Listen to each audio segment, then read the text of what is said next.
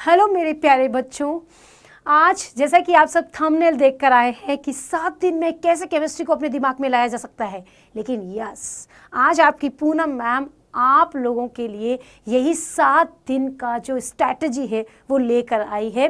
Basically यह class उन्हीं बच्चों के लिए है जो बहुत डर रहे हैं कि हम लोग कैसे 11th को पास करेंगे, हमने तो कुछ भी नहीं पढ़ा है, हम फेल हो जाएंगे, मैम हमारी हेल्प करो।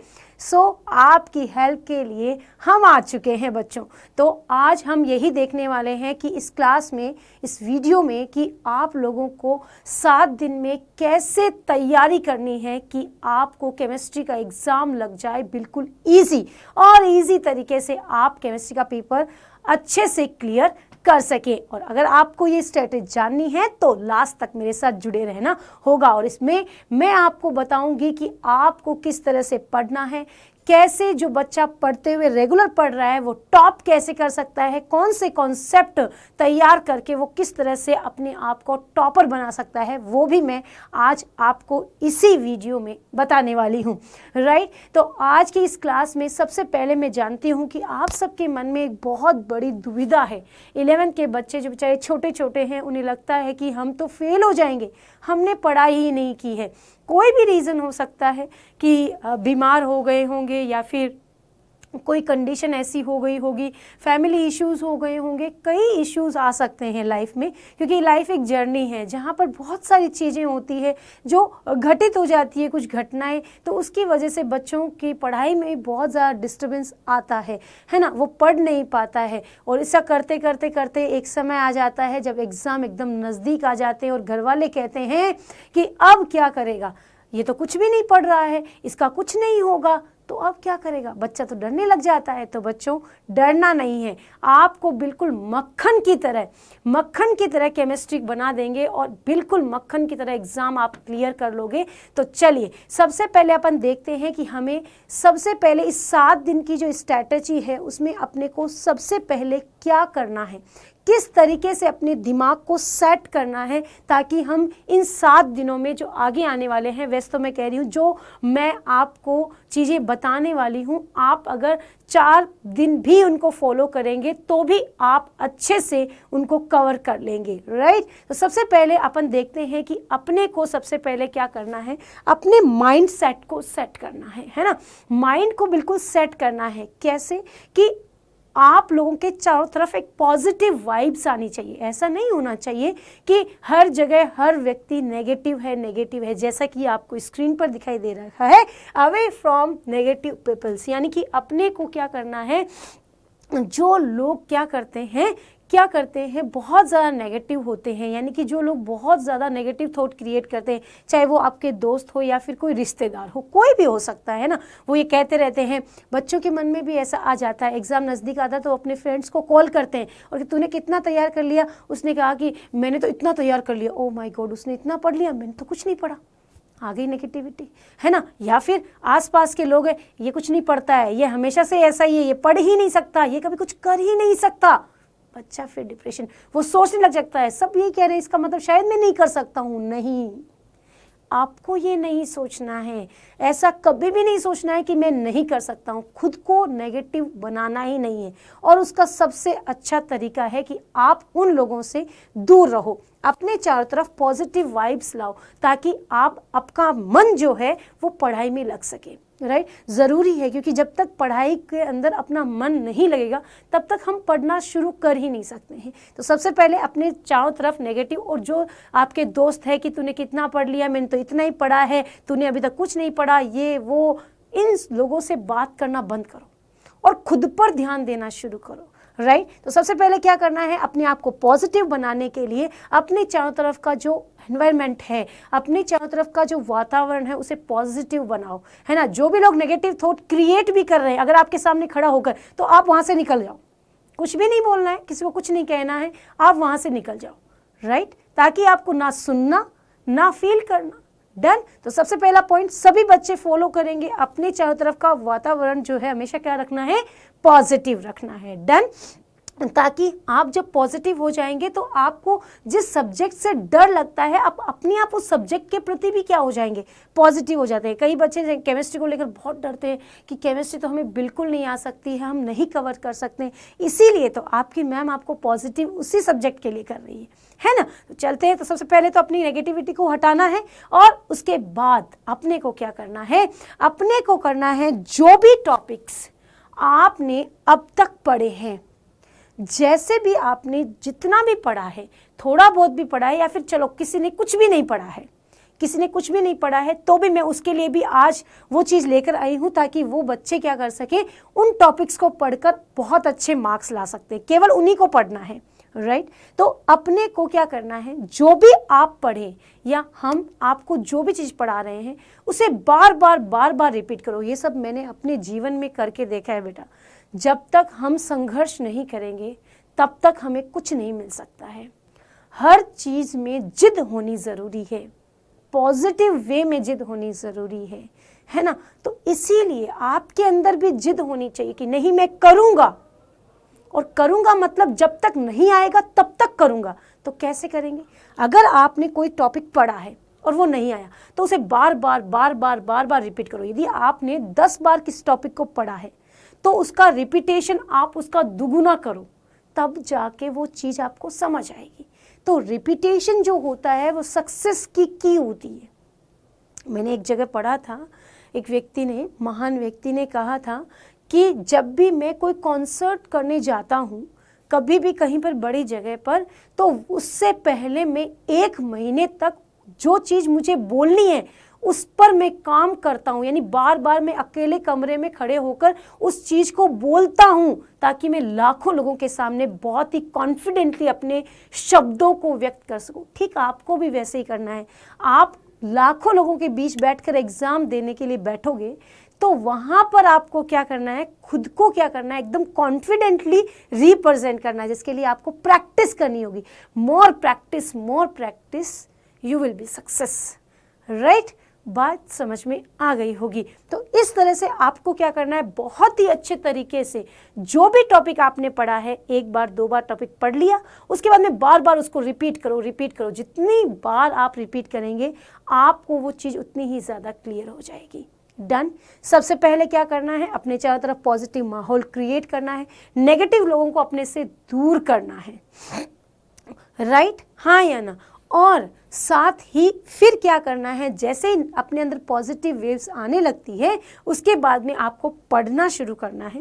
केमिस्ट्री का कोई भी टॉपिक उठाना है, उसे पढ़ना है, मैडम ने आपको पढ़ाया है और वहाँ पर वो पढ़कर आपको उसको बार बार रिपीट करना है। जैसे आपने कोई एक क्लास देख ली, देखकर छोड़ दी, तो अगर वो बच्चा यहाँ पर अभी भी मेरी वीडियो देख रहा है तो नहीं देखो बेटा, क्योंकि जब तक आप रिपीट नहीं करोगे तब तक बात समझ में नहीं आएगी, राइट। यानी कि एक बार मेरा वीडियो देखा, दूसरी बार, तीसरी बार, तो देखो उसको 2, 3, 4, 5 बार, आएगा ही वो समझ में, डेफिनेटली आएगा, राइट। जिद पकड़ लो कि हमें समझना ही है, चाहे कुछ हो जाए, तो समझ आएगा, कहाँ जाएगा, राइट। अब चलते हैं आगे। तो अब हम क्या कहते हैं, अब सबसे बड़ी बात यहाँ क्या लिखी है, आपको अपने अंदर एक पॉजिटिव थिंक डेवलप करके रखनी है हमेशा, कि जैसे श्री कृष्ण ने कहा था कि कर्म की इस भूमि पर बच्चों सभी को क्या करना है, श्रम सभी को करना है, संघर्ष सभी को करना है। ऐसा नहीं है कि हम लोगों ने क्या किया, हम लोगों ने पढ़ना शुरू किया, ठीक है, आया तो ठीक, छोड़ दो, नहीं आ रहा, नहीं। आप फिर कहते हैं भगवान के मंदिर जाते हैं, हम कहते हैं भगवान मुझे पास करवा देना। कैसे पॉसिबल है, पढ़ाई तो की नहीं, पास कैसे होंगे? आप खुद सोचो, अपने ऊपर लेकर देखो कि आप पढ़ोगे नहीं तो कैसे पास हो जाओगे भाई, है ना। वो कहावत में हमेशा एक बार कहती हूँ कि एक बार एक व्यक्ति था जो शिव जी के मंदिर रोज जाता और कहता भगवान मेरी लॉटरी लगवा दो, भगवान मेरी लॉटरी लगा दो। तो एक दिन भगवान बेचारे, एक दिन सुना, 2 दिन सुना, 7 दिन तक सुना, 8वें दिन भगवान शिव खुद प्रकट हो गए। कहते अरे तू लॉटरी की टिकट खरीद तो सही, तो मैं लॉटरी लगाऊं। सेम थिंग आपके पास, बेटा पढ़ोगे तभी तो पास होगे। पढ़ो, अपना मेहनत 100% करो ताकि बात समझ में आ जाए। राइट। तो सबसे पहले यही बात हमेशा जहन में बिठा लो कि कर्म की इस भूमि पर श्रम सभी को करना है।